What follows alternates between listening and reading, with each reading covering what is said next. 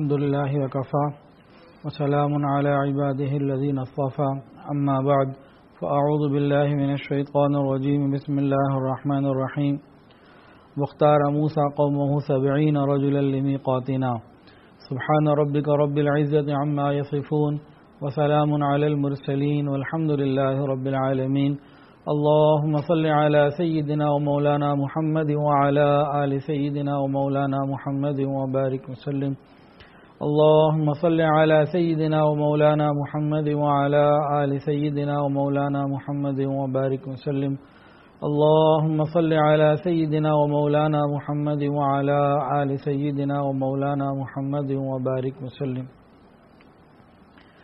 بنی اسرائیل نے جب بچڑے کی عبادت کر لی، موسیٰ علیہ السلام تورات لے کے واپس آئے اور سارے حال احوال کو دیکھا پوچھا تو بنی اسرائیل کے اندر 3 طرح کے لوگ ہو گئے تھے. ایک وہ جنہوں نے حضرت ہارون علیہ السلام کی بات کو مانا، ایک وہ جنہوں نے عبادت کی، اور ایک وہ جو خاموش رہے، جنہوں نے نہ ہارون علیہ السلام کی تصدیق کی نہ مشرکین کی تصدیق کی. بہرحال اللہ رب العزت نے حضرت موسیٰ علیہ السلام کی برکت سے ان کو توبہ کی توفیق عطا فرمائی، اور ان کی توبہ کے لیے یہ طے کیا گیا فَقْتُلُوا أَنفُسَكُمْ کہ جنہوں نے شرک کیا ہے ان کو قتل کرو، جنہوں نے نہیں کیا وہ ان کو قتل کریں. تو باقاعدہ ان کے لیے اتنی سخت سزا توبہ کی رکھی گئی.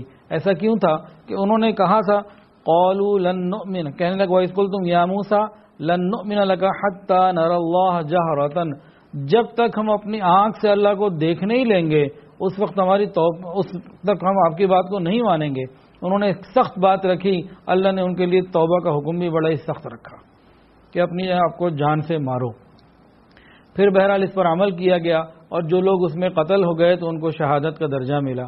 اللہ رب العزت کا بہت احسان ہے اس امت کے اوپر کہ اللہ رب العزت نے نبی کریم صلی اللہ علیہ وسلم کے صدقے اور طفیل ہماری توبہ آرام سے قبول ہو جاتی ہے.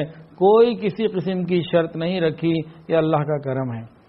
بہرحال جب یہ معاملہ ختم ہو گیا، توبہ بھی قبول ہو گئی، جن کو سزا ملنی تھی سزا مل گئی، ان کے آخرت کے درجات بہت بلند ہو گئے، سارا کام ہو گیا. اس کے بعد موسیٰ علیہ السلام نے اپنی قوم سے فرمایا کہ دیکھو یہ تورات ہے، اس کے اوپر عمل کرو، اس میں حرام اور حلال کے احکامات ہیں، زندگی گزارنے کا طریقہ ہے، اس کو مانو اور عمل کرو. وہ بنی اسرائیل تھے، ہٹ دھرمی کی انتہا تھی ان کے اندر. وہ کہنے لگے موسیٰ ہم کیسے یہ مان لیں کہ یہ اللہ کی کتاب ہے؟ انا للہ و انا الیہ راجعون. موسیٰ علیہ السلام کو کہہ رہے ہیں ہم کیسے مان لیں کہ یہ اللہ کی کتاب ہے؟ ہم تو اس وقت تک نہیں مانیں گے جب تک ہم اللہ کو دیکھ نہ لیں کہ اللہ خود کہے کہ میری کتاب ہے. موسیٰ علیہ السلام نے ان کو بڑا سمجھایا، وہ نہ مانے. بہرحال پھر موسیٰ علیہ السلام نے فرمایا کہ دیکھو اب ساری قوم کا جانا تو کوئی طور پہ ٹھیک نہیں ہے، ممکن نہیں ہے، مناسب بھی نہیں ہے، تم چند لوگوں کو کر لو. تو 70 لوگ موسیٰ علیہ السلام کے ساتھ تیار ہو گئے جانے کے لیے، پوری قوم کی نمائندگی کرنے کے لیے کہ آیا کہ یہ جو کتاب موسیٰ علیہ السلام لے کر آئے ہیں یہ اللہ کی طرف سے ہے بھی کہ نہیں. ایسے جو ہے نا وہ ایسے لوگ تھے ڈھیٹ قسم کے. اتنی نشانیاں بھی دیکھتے ہوئے آئے ہیں لیکن ابھی تک ان کا دل اور دماغ درست نہیں ہوا تھا. اللہ کی شان، موسیٰ علیہ السلام ان کو اپنے ساتھ لے گئے. موسیٰ علیہ السلام کی اللہ تعالیٰ سے جو نور کے پردوں میں بات ہوتی تھی، بات چیت ہوئی. موسیٰ علیہ السلام نے عرض کیا یا اللہ اب بنی اسرائیل کو جانتے تو ہیں، اب یہ چند لوگ آئے ہیں ساتھ تو ان کو بھی اپنی ہم کلامی اور ان کو بھی ذرا شریک کر لیجئے بات چیت میں تاکہ ان کو یقین آ جائے. اب اللہ رب العزت نے موسیٰ علیہ السلام کی بات کو قبول کیا اور ان کو بھی ہم کلامی سننے کی توفیق دی اور ان کو حجاب نور میں لے لیا گیا. اس وقت موسیٰ علیہ السلام اور ان سرداروں کے درمیان جب سامنا آمنا ہوا اور سرداروں نے وہی اپنا اصرار قائم رکھا، وہ سب کچھ سن لینے کے بعد اور اللہ کی نشانیاں دیکھنے کے بعد کہنے لگے جب تک ہم اللہ کو ڈائریکٹ دیکھ نہیں لیں گے ہم نہیں مانتے. یہ کس کی آواز آ رہی ہے؟ ہمیں کیا پتا کس کی آواز آ رہی ہے. یہ کوہ طور پہ کھڑے ہو کے انہوں نے یہ بات کہی. جیسے ہی انہوں نے یہ بات کہی ایک دم ایک ہیبت ناک چمک کڑک اور زلزلہ آیا، نیچے سے زمین ہلی، اوپر سے ایک کڑک دار آواز آئی اور یہ سارے کے سارے گر گئے، بلکہ موت ہی آ گئی. لیکن پھر موسیٰ علیہ السلام نے اللہ سے مانگا یا اللہ اگر یہ واپس نہ گئے تو میری قوم تو آگے نہیں مان رہی، آگے میرا کیا بنے گا؟ یہ تو بات کو مانیں گے نہیں. ان کی ہدایت کے لیے، انہی کی خیر خواہی کے لیے میں آپ سے درخواست کرتا ہوں اللہ ان کو دوبارہ زندگی عطا فرما تاکہ کوئی بات بنے. حضرت موسیٰ علیہ السلام کے اللہ تعالیٰ نے دعا قبول فرمائی، ان سب کو زندگی عطا فرمائی، اور پھر انہوں نے آ کے اپنی قوم کو کہا کہ ہاں یہ کتاب اللہ تعالیٰ کی ہی ہے۔ اچھا، یہاں تک بھی بات ہو گئی۔ ابھی بھی ان لوگوں کے لیے بہتر تھا کہ بات کو مان لیتے، لیکن یہ جو آئے تھے نا، جو 70 لوگ گئے تھے، آتے ہوئے انہوں نے اتنی بات تو کہی کہ ہاں یہ کتاب اللہ کی ہے، لیکن کچھ اپنی طرف سے جو نا شوشو بھی چھوڑ دیا، کہنے لگے کہ بھئی اللہ کہہ رہے کر سکو تو کر لینا، نہیں کر سکو تو یہ جتنا کر سکو کر لینا۔ اس قسم کی بات جو نہ اللہ نے کہی نہ موسیٰ علیہ السلام نے کہی، اپنی طرف سے مزید اضافہ کر دیا۔ بنی اسرائیل تو پہلے ہی جان چھڑانے کے لیے تیار بیٹھے تھے۔ انہوں نے جب اس کے احکامات دیکھے، یہ کام کرنا ہوگا، یہ کرنا ہوگا، یہ ذمہ داریاں آئیں گی، حلال حرام آئے گا، اور بہت ساری پوچھ گچھ ہوگی، کہنے لگے ہم سے نہیں ہوتا، ہم نہیں کرتے۔ موسیٰ علیہ السلام نے ان کو بہت سمجھایا کہ دیکھو تم کتنی پستی اور ذلت میں، پریشانیوں میں پیچھے فرعون کے پاس سے، اللہ نے تمہیں عزت عطا فرمائی ہے، اب تو بہتر ہے کہ اللہ کا شکر ادا کرو، اس کی بات کو مانو۔ انہوں نے نہ مانا۔ موسیٰ علیہ السلام نے اللہ تعالیٰ کی طرف رجوع کرتے ہوئے قوم کی بے راہ روی کا شکوہ کیا۔ اللہ رب العزت کی طرف سے حکم ہوا کہ میں ان نافرمانوں کے لیے ایک اور آپ کو معجزہ عطا کرتا ہوں، وہ یہ کہ جس طرح طور پہاڑ پر آپ مجھ سے بات چیت کرتے رہتے ہیں، میں آپ کی قوم کے منتخب سرداروں کو بھی اس کا مشاہدہ کرا چکا ہوں، اسی پہاڑ کو میں حکم دیتا ہوں کہ وہ اپنی جگہ سے اٹھے اور بنی اسرائیل کے اوپر آ کے کھڑا ہو جائے تاکہ وہ اس کو مان لیں، اور خدا کا نشان سمجھ کر کہ پتھر بھی اللہ کے حکم کو مانتا ہے اور جو اللہ کہتے ہیں وہ کر لیتا ہے۔ تم تو مٹی کے بنے ہوئے انسان ہو، تمہیں تو اور زیادہ نرمی کرنے کی ضرورت ہے۔ قرآن مجید کے اندر آتا ہے وَإِذْ أَخَذْنَا مِيثَاقَكُمْ وَرَفَعْنَا فَوْقَكُمُ الطُّورَ خُذُوا مَا آتَيْنَاكُمْ بِقُوَّةٍ وَاذْكُرُوا مَا فِيهِ لَعَلَّكُمْ تَتَّقُونَ۔ اور جب ہم نے تم سے عہد لیا کہ تمہارے سر پر طور کو اونچا کر دیا، اور جو ہم نے تم کو دیا اس کو ہم نے کہا کہ قوت سے پکڑ لو، یعنی تورات کو خوب قوت کے ساتھ پکڑ لو اور اس پہ اچھے طریقے سے عمل کرو، لیکن تم اس سے بھی پھر گئے، تم نے وہ بھی نہ کیا۔ تو موسیٰ علیہ السلام کی قوم نے اس وقت تو وعدہ کر لیا کہ ٹھیک ہے ہم اس پر عمل کریں گے، لیکن بعد میں اس وعدے سے بھی پھر گئے۔ تو موسیٰ علیہ السلام کو اس طرح تکلیفیں وہ پہنچاتے رہتے تھے وقتاً فوقتاً۔ یہ واقعات اللہ نے نبی علیہ السلام کو بتائے، نبی علیہ السلام کے دل کی تسلی کے لیے کہ پہلے کیسے کیسے انبیاء کو تکلیفیں آئیں اور ان کے اپنے ہی ماننے والوں نے، ایمان والوں نے کیسے کیسے ان کو ستایا۔ تو نبی علیہ السلام کو یہ واقعات آپ کے دل کی تسلی کے لیے دیے گئے۔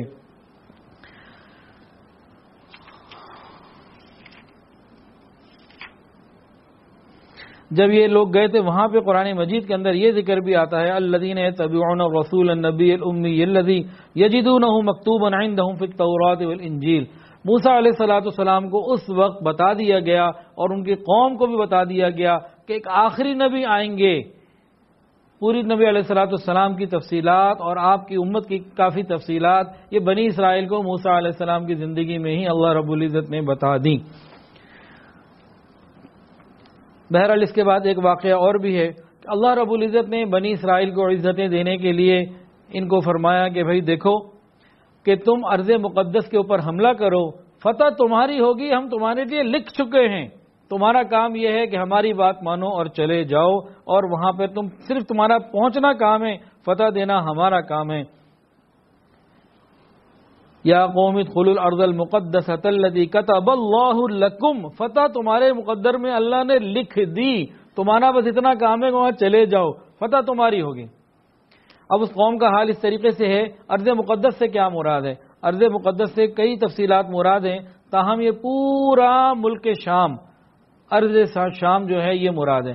صرف سیریا اس سے مراد نہیں ہے، پورا سیریا، ترکی کا کچھ حصہ، سعودی عرب کا کچھ حصہ جو مصر اور فلسطین کی طرف ہے، اس کے علاوہ کچھ اردن کا حصہ اور مختلف اس طریقے سے بعض حصے مل کے یہ بہت بڑا علاقہ ایک ارض شام بنتا ہے۔ اس وقت وہاں قوم عمالقہ جو قوم عاد کی طرح بڑے لمبے چوڑے، لمبے تڑنگے جسیم، بڑے جسم والے تھے، وہ وہاں پہ حکمران تھے، قوم جبارین قرآن میں ان کو کہا گیا۔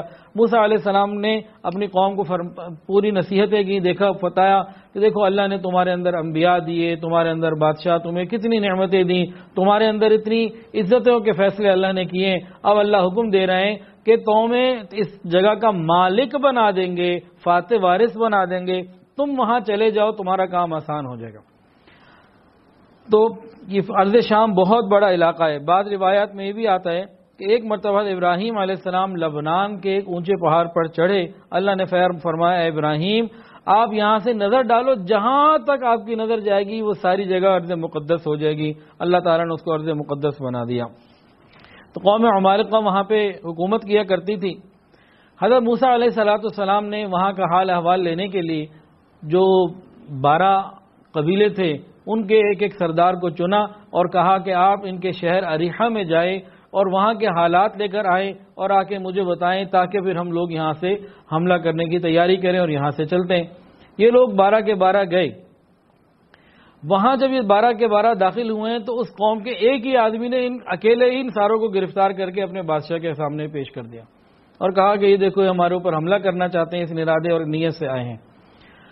تو بادشاہ نے فیصلہ مشورہ کیا کہ بھئی ان کو قتل کیا جائے, چھوڑ دیا جائے, قید کیا جائے, کیا کیا جائے. تو پوری قوم نے جو دربار کے لوگ تھے انہوں نے مشورہ دیا کہ دیکھیں ان کو ویسے ہی چھوڑ دیں, ان کو ہمارے جسامت کا, ہماری قوت کا, ہماری ہر چیز کا ویسے ہی ان کو اندازہ ہو چکا ہے, یہ رعب ہی کی وجہ سے نہیں آ سکیں گے, تو آپ ان کو چھوڑ دیں تاکہ یہ یہاں واپس ہی نہ آئیں. تو بہرحال یہ لوگ پھر ان کو چھوڑ دیا گیا, واپس آ گئے. اب یہ 12 لوگ جب واپس آتے ہیں موسیٰ علیہ السلام کو جناب انہوں نے تو خوب سنایا, وہ ایسے قوت والے, وہ ایسے, اور ہم تو بڑے کمزور ہیں, ہم تو کچھ نہیں کر سکتے. موسیٰ علیہ السلام نے فرمایا کہ اللہ کے بندو, اللہ نے فرمایا تم چلے جاؤ, انتم الاعلون, کامیابی تمہاری ہے, تمہیں اور کچھ نہیں کرنا. اب وہ کچھ بھی ہیں, اللہ کی مدد آئے گی, اللہ ان کے دلوں کو ڈر اور خوف ڈال دے, وہ خود بھاگ جائیں. کیسے اللہ کامیاب کرے, تم اتنی نشانیاں دیکھ کر آئے ہو, بس ہمیں وہاں جانا ہے. اور موسیٰ علیہ السلام نے ان 12 لوگوں کو جو پورا وزٹ کر آئے تھے ان کو فرمایا کہ دیکھو خبردار کسی بنی اسرائیل کے بندے کو وہاں کی خبر نہیں دینا, ایسا نہ ہو کہ وہ اور زیادہ بزدل تو پہلے ہی ہیں, ڈرپوک بھی ہیں اور بات بھی نہیں سنتے, تو کہیں اور زیادہ وہ پھسل جائیں اور وہ نہ جائیں, تو کوئی آدمی کسی کو خبر نہ دے. تو ان 12 لوگوں میں سے صرف 2 ایسے تھے, ایک تھے یوشع بن نون علیہ السلام جو بعد میں نبی بنے, اور دوسرے کا نام تھا کالب بن یوقنا. ان دونوں کے بارے میں قرآن کے اندر آتا ہے ان کے اندر خوف خدا تھا. انہوں نے نہیں بتایا, باقی 10 کے 10 نے بتا دیا. یعنی مجلس کی بات, امانت, جس کے دل میں خوف خدا ہوتا ہے وہی روک سکتا ہے, خوف خدا نہ ہو تو پھر حال یہی ہوتا ہے. اب ان 10 لوگوں نے جا کے جب سنایا نا, اور خوب مرچ مسالے لگا کے وہ ایسے, پوری قوم پہلے ہی جو ہے وہ بگڑی ہوئی تھی, اس نے کہا جی ہم تو نہیں جاتے, وہ بڑی زبردست قوم ہے, ہم تو ان سے مقابلہ کر ہی نہیں سکتے, ہم نے جانا ہی نہیں ہے, ہم بالکل نہیں جائیں گے. 12 میں سے 10 نے تو اس طرح کی باتیں سنائی, قوم کا مزاج بگڑ گیا. ان 2 نے کہا کہ بھئی تمہیں کوئی پریشانی نہیں ہے, اللہ کا وعدہ ہے, نبی ہمارے ساتھ ہے, اور ہمیں کہا گیا ہے بس تم یہ دروازہ کراس کر جاؤ, اس شہر میں داخل ہو جاؤ, تم فتح تمہاری ہے, تمہیں تھوڑی کچھ کرنا ہے. ان کا کچھ بھی ہو ہم نہیں کرتے, ہم نے نہیں جانا, ہم نہیں جاتے. موسیٰ علیہ السلام نے ان کو بہت سمجھایا, بہت تفصیلات دیں کہ دیکھو تم اتنی اللہ کی نعمتیں دیکھ کر آئے ہو. وہ فرعون جو اپنے آپ کو انا ربکم الاعلی کہتا تھا, اور اس کو کیسے اللہ نے تمہارے لیے ان محلات سے, باغات سے, اور اس زمانے میں مصر ایک بہت زبردست قسم کی پاور ہوا کرتی تھی, اپنے گھروں سے نکالا, جس کو انہوں نے اپنی زندگیوں کے لیے خوبصورت بنایا تھا, اور اللہ نے دور جا کے ان کو غرق کر دیا. اتنی باتیں دیکھ چکے ہو, اب وہی پروردگار جس نے تمہیں من و سلوہ دیا, وہی پروردگار جس نے تمہارے لیے سائے کا انتظام کیا, تمہارے لیے پانی کا انتظام پتھروں میں سے نکال دیا, اور تمہیں کیا چاہیے, وہ کہہ رہے کہ تمہارے لیے فتح لکھ دی, جاؤ اب چلو میرے ساتھ. موسیٰ علیہ السلام نے بہت سمجھایا, لیکن وہ قوم نہ سدھرنی تھی نہ سدھری, اور بڑے ہی برا جواب دیا, کہنے لگے فَاذْهَبْ أَنْتَ وَرَبُّكَ فَقَاتِلَا إِنَّا هَاهُنَا قَاعِدُونَ. اے موسیٰ آپ جائیں اور اللہ میاں کے ساتھ جائیں, اور ان کے ساتھ جا کے ان سے مقابلہ کریں, ہم تو ادھر ہی بیٹھے ہیں, ہم نہیں جاتے. موسیٰ علیہ السلام کا دل بہت غمگین ہوا اور بہت تکلیف آپ کو ہوئی. یہ تو موسیٰ علیہ السلام کی امت کا حال تھا, اور اس امت کا صحابہ کرام کا حال کیا تھا. اللہ تعالیٰ صحابہ کرام کو بہترین جزائے خیر عطا فرمائے, ان جیسے ساتھی کبھی کسی نبی کو نہ ملے. جو صحابہ کرام کا معاملہ تھا, نبی علیہ السلام کی ایک آنکھ کے اشارے پہ نبی علیہ السلام کی ہر بات کو پورا کرنے کے لیے تیار ہوتے تھے, ہر بات کے لیے تیار ہوا کرتے تھے. غزوہ بدر میں مسلمان نہتے بھی تھے، کوئی وسائل نہیں تھے، بھوک بھی تھی، تکلیف بھی تھی، تنگی بھی تھی، اور سامنے 1000 کا لشکر جرار تھا جس کے پاس گھوڑے بھی تھے اور جناب کھانے پینے کا بھی خوب سامان تھا، اور لوہے میں غرق تھے، اور ان کے پاس تلواریں بھی تھی، سب کچھ تھا، اور ادھر کچھ بھی نہ تھا۔ جب نبی علیہ السلام نے مسلمانوں سے، اپنے ساتھیوں سے پوچھا، صحابہ کرام سے، تو حضرت مقداد ابن اسود صحابی اور رسول آگے بڑھے اور کہا، یا رسول اللہ، اللہ کی قسم ہم آپ سے ہرگز وہ بات نہیں کہیں گے جو موسیٰ علیہ السلام کی قوم نے موسیٰ علیہ السلام سے کہی تھی کہ فَاذْهَبْ أَنْتَ وَرَبُّكَ فَقَاتِلَا إِنَّا هَاهُنَا قَاعِدُونَ، بلکہ ہم آپ کے دائیں بائیں آگے پیچھے ہر طرف سے آپ کی حفاظت کریں گے، آپ کو ہر طرف سے ہم اپنے حفاظت میں لیں گے، آپ حملہ کیجئے، ہم آپ کے ساتھ ہیں۔ نبی علیہ السلام بھی سن کر بے حد خوش ہو گئے، دل باغ باغ ہو گیا۔ صحابہ کرام کے اندر بھی جہاد کا ایک جوش اور ایک شوق اور ایک ولولہ پیدا ہو گیا، ایک ایمان کی حرارت پیدا ہو گئی۔ حضرت عبداللہ ابن مسعود رضی اللہ تعالیٰ عنہ ہمیشہ فرمایا کرتے تھے کہ کاش اس وقت مقداد ابن اسود کی جگہ میں یہ بات کہتا۔ تو نبی علیہ السلام کو اللہ نے ایسے جانثار صحابہ عطا فرمائے۔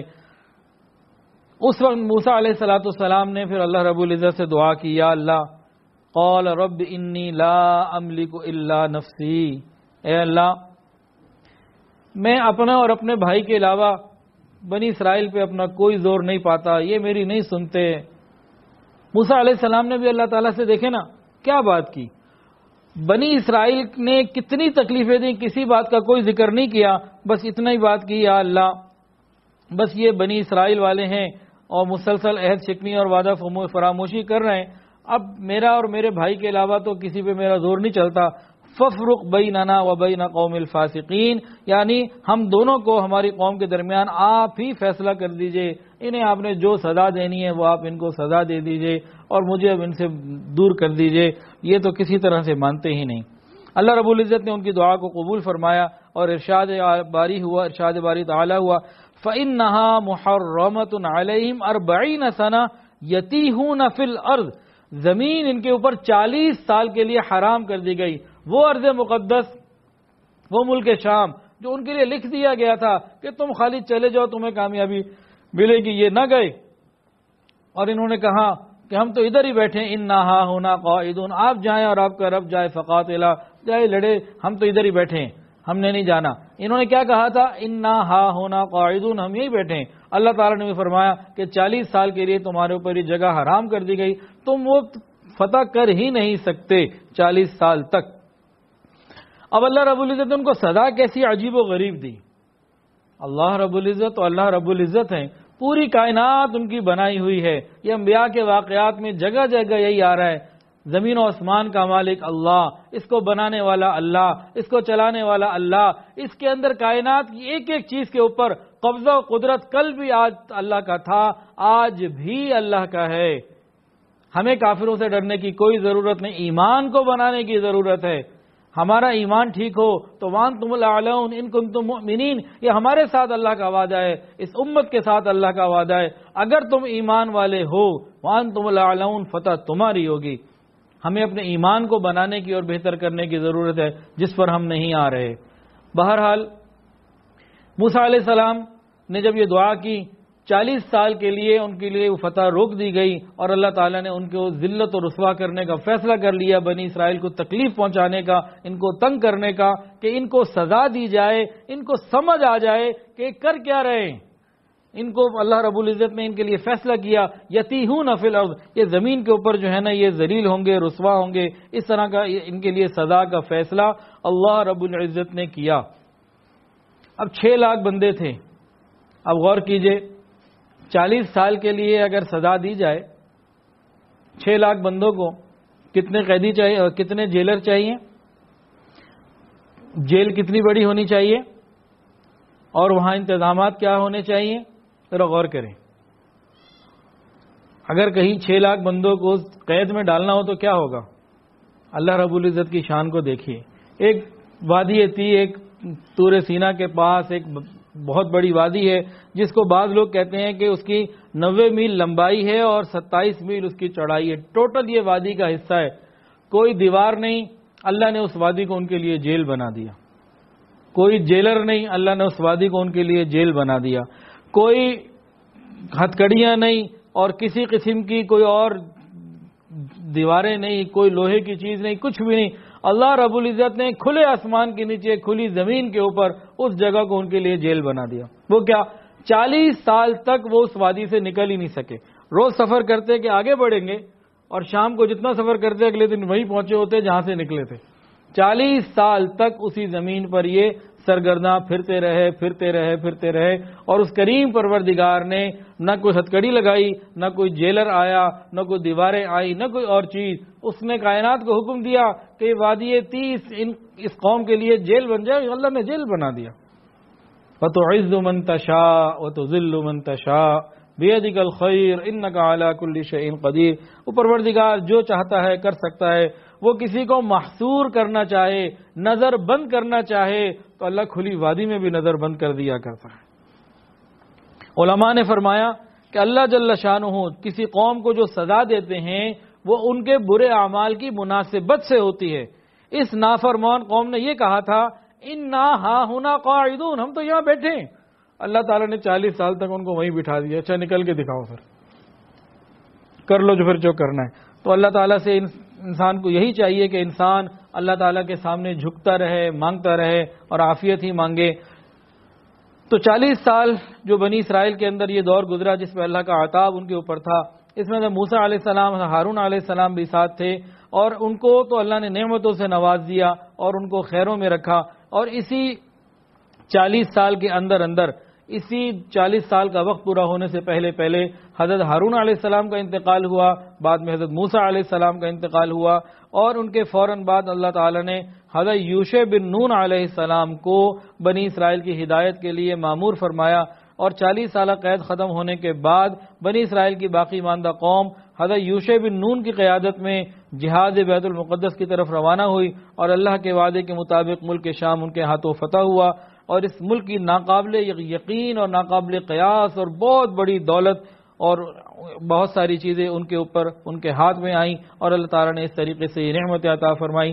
اس 40 سال کے دور میں اللہ تعالیٰ نے موسیٰ علیہ السلام کی معیت کی وجہ سے بہت ساری ایسی چیزیں دے دی تھیں کہ جس میں کھانا پینے کے مسائل پیش نہ آئے۔